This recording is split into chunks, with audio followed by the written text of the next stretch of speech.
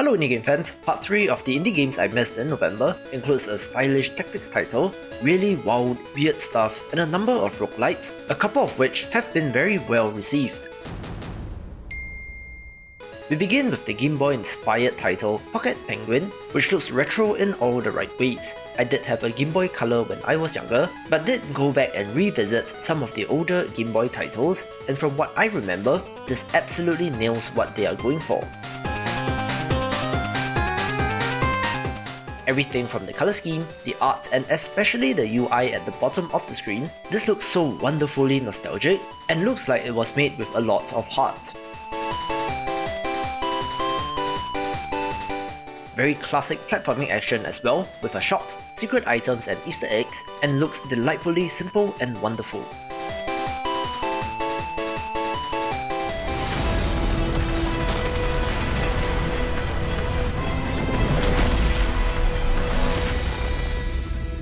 Life was so simple before the invasion. But it seems those days are gone. The poor marketing of the Epic Games Store continues, since I did not realize that Phantom Brigade was released in early access until after the fact, but this tactics title with real-time resolution does look pretty promising. This is from Brace Yourself Games, developer of, weirdly enough, Crypt of the Necrodancer and Industries of Titan, but in this game, predicting your enemy's moves and making corrections is the name of the game. Of a rogue squad fighting back. If it's true, then perhaps not all hope is lost.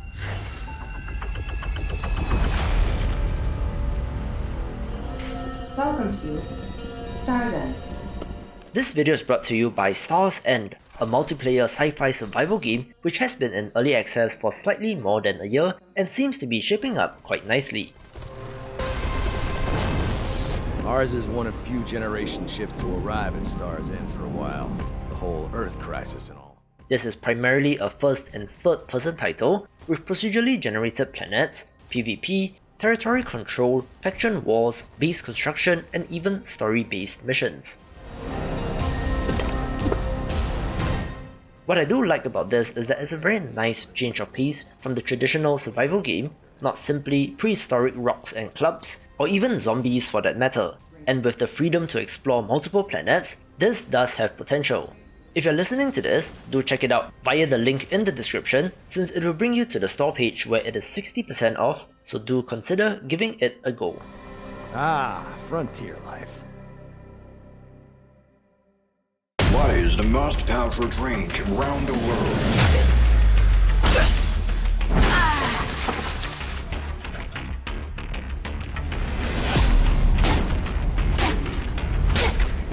Fight with your fists. Enter your name in its maker. The first weird title is Super Drink Bros, a 3D brawler where you play as soda cans with limbs, and yes, it is as weird as it sounds.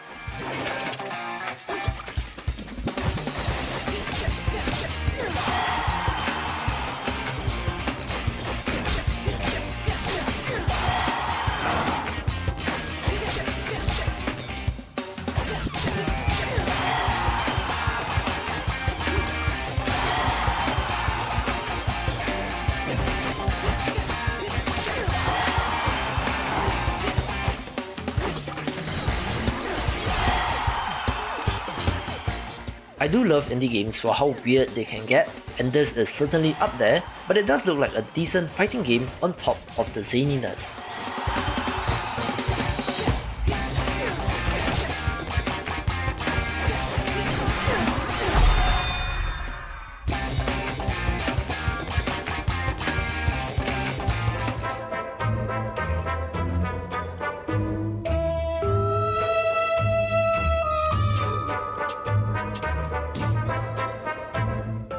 Speaking of drinks, EmptyBottle is an adventure platformer which looks pretty neat, taking the idea of transferring fluids and giving it more meaning in this context.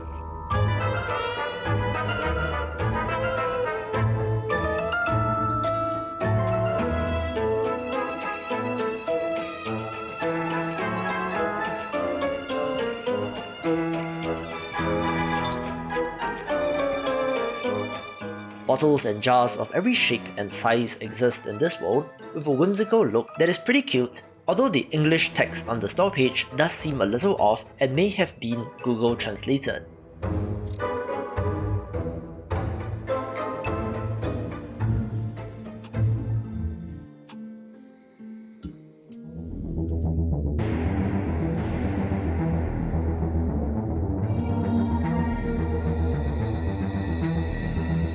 This is one of the more interesting entries that I missed, with a pretty neat pixel art style and setup set in the year 2147, where the government is under the control of the military, religious fundamentalists and corporations, but things quickly take a turn for the weird, and it is not the kind of game that you're expecting.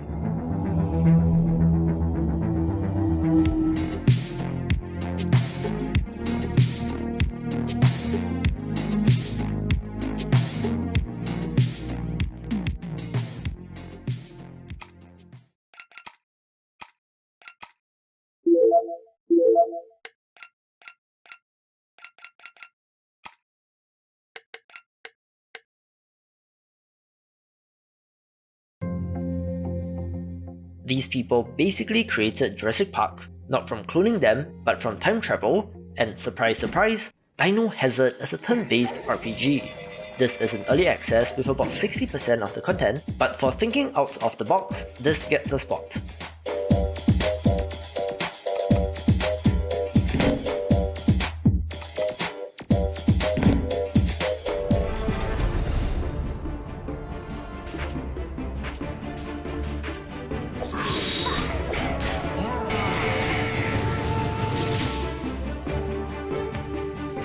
I do love my action platformers, and a title of interest is Breaking Gates, a title that perhaps exemplifies what a simple white outline can do for the look of a game.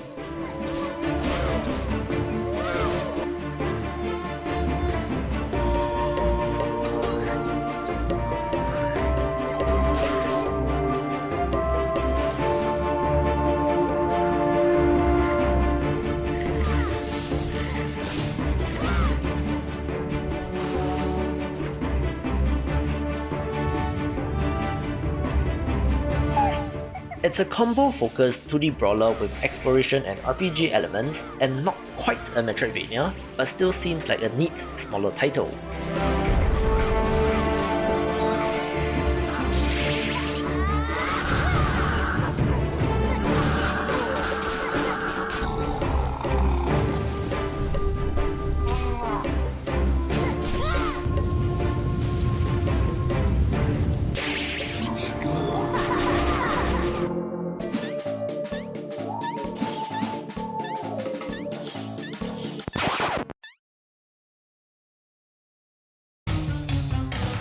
I also missed the release of the rogue-lite RPG Fuzz Force Spook Squad, which perhaps released a month too late.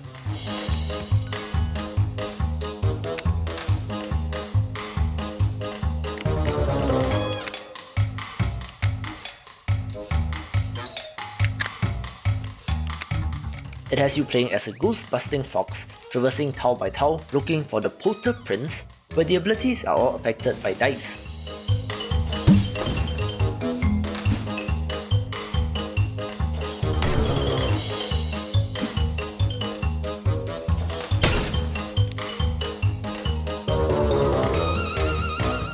Awesome look, and I would love to see more dice mechanics in roguelites.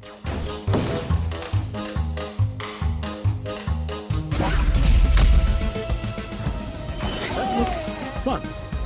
Was it fun?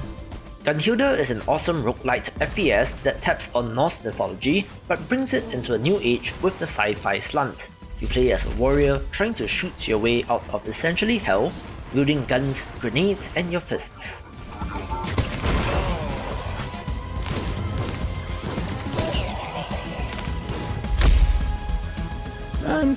There's a meta currency named Hellite, which you can use for permanent upgrades, with an NPC narrator that will rattle off lore while you're exploring, so the setup seems like it's learning from one of the best. Another early access title, do keep an eye on this.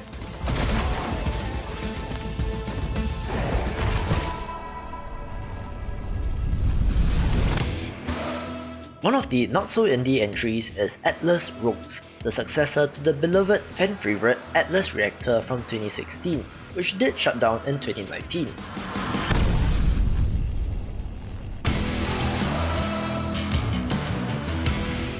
While its predecessor was more PvP focused, this is a PvE rogue-lite tactics title where you gather a band of freelancers to take out the forces of a corporation and to stop a reactor from melting down.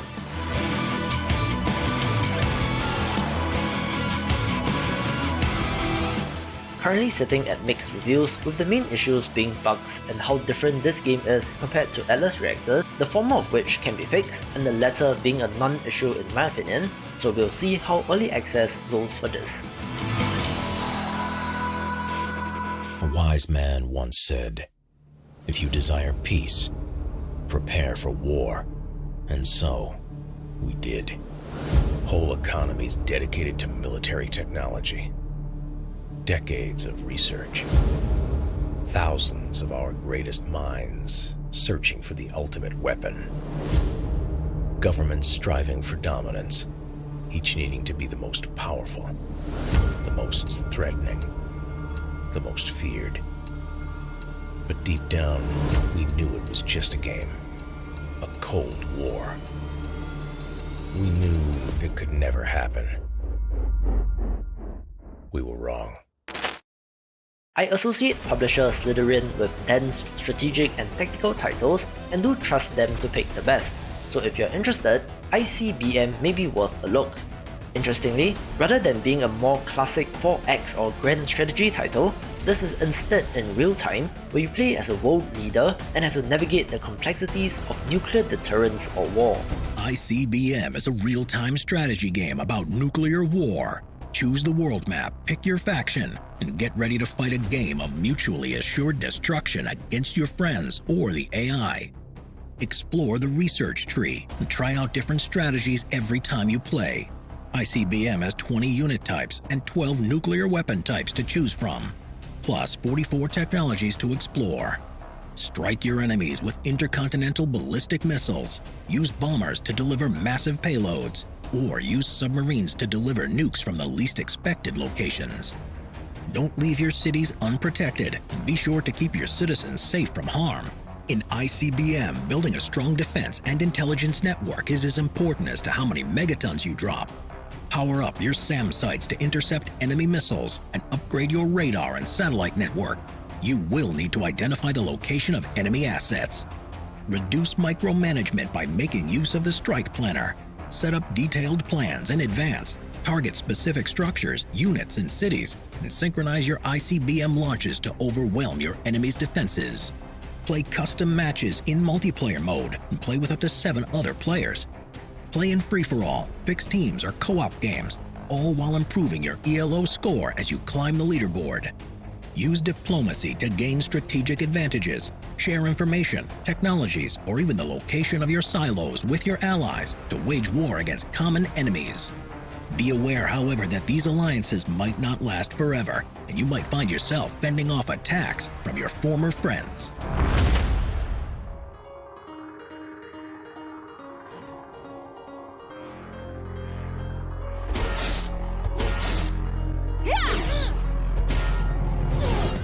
A number of you would definitely be keen on Ruvato Original Complex, since it is a stylish hack-and-slash action title about efficiently and effectively taking out enemies.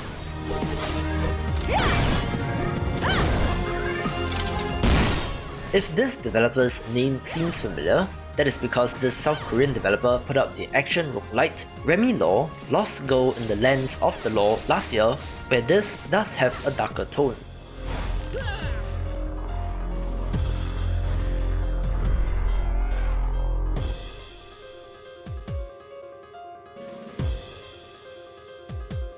Let me tell you about this human I've had business with. He was accused of some sort of crime, wrongfully, and they locked him away. And then he broke out, and that's the gist of it. But there's more to the story than that.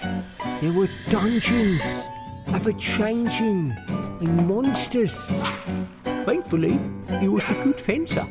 The much requested Slasher's Keep is the first-person hack-and-slash roguelite dungeon crawler that made it out of early access, and in the months since then, apparently has honed its gameplay loop to be quite the compelling experience.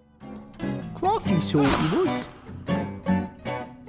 Secrety and... It's a classic setup of having to escape prison, but does have an interesting cel-shaded look, great feeling action, and a permanent upgrade progression system that's common in modern roguelites which should keep you playing, taking the #1 spot. To see more of the big picture, check out these awesome videos, and I will see you after the jump. From Slasher's Keep.